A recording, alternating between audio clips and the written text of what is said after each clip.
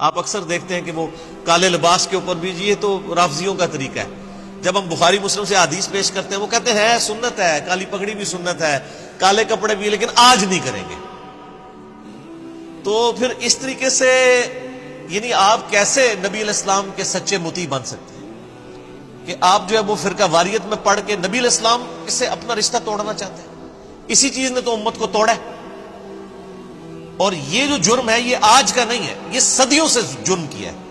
اور میں اکثر کہتا ہوں کہ ہمارے بزرگوں نے پوری دیانتداری کے ساتھ اسلام کا جنازہ نکالا ہے، پوری دیانتداری کے ساتھ. آج بھی جتنے لوگ یہ فرقوں کے بزرگ ہیں، اگر آپ ان سے پوچھیں جی کتاب و سنت میں یہ آپ کیوں نہیں کرتے، وہ کہتے ہیں یہ ان کی نشانی ہے نا، سب جا کریں. تو وہ اپنے زوم میں اسلام کے ساتھ نیکی سمجھ رہے ہوتے ہیں.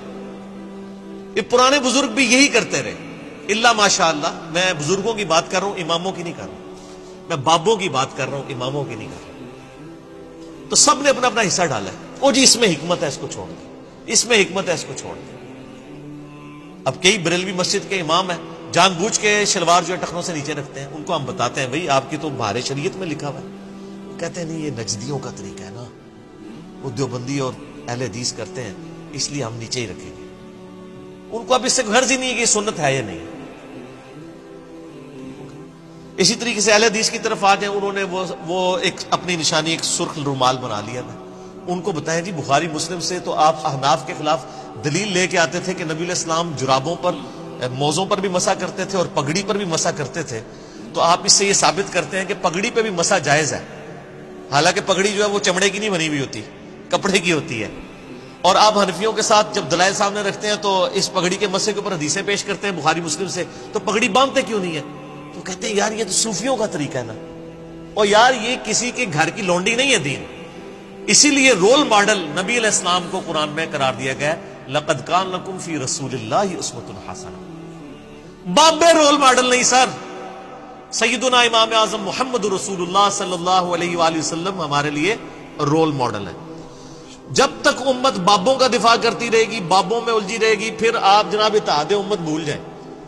یہ پاسبل ہی نہیں ہے کہ آپ اپنے بابے الگ رکھیں، ہم آپ کے بابوں کو نہیں چھیڑتے، آپ ہمارے بابوں کو نہ چھیڑیں. اتحاد امت کیسے ہوگا؟ چھیڑیں گے تو خود. کیا کوئی سنی اپنے یعنی ممبر سے محرم الحرام میں کالی پگڑی اور کالے کپڑے پہن کے فضائل اہل بیت بیان کر سکتا ہے؟ بس اسے اندازہ لگا لیں، کیونکہ وہ ایک فرقے کا نمائندہ بن چکا ہے، کبھی بھی نہیں کر سکتا. اسی طریقے سے کیا کوئی اہل تشیع عالم دین محرم کے اندر نہج البلاغہ سے وہ خطبات مولا علی علیہ السلام کے بیان کر سکتا ہے جو میں نے بیان کیے ہیں خلفائے ثلاثہ کی شان میں؟ نہیں کر سکتا. تو نہ سنی اپنی کتابوں پہ چل رہے ہیں، نہ شیعہ اپنی کتابوں پہ چل رہے ہیں، سب کے سب اپنے بابوں کے پیچھے چل رہے ہیں. اسی لیے ہم نے یہ نعرہ بلند کیا ہے کہ نہ میں وہابی نہ میں بابی، میں ہوں مسلم علمی کتابی. یہ علمی کتابی ہونا بڑا مشکل کام ہے.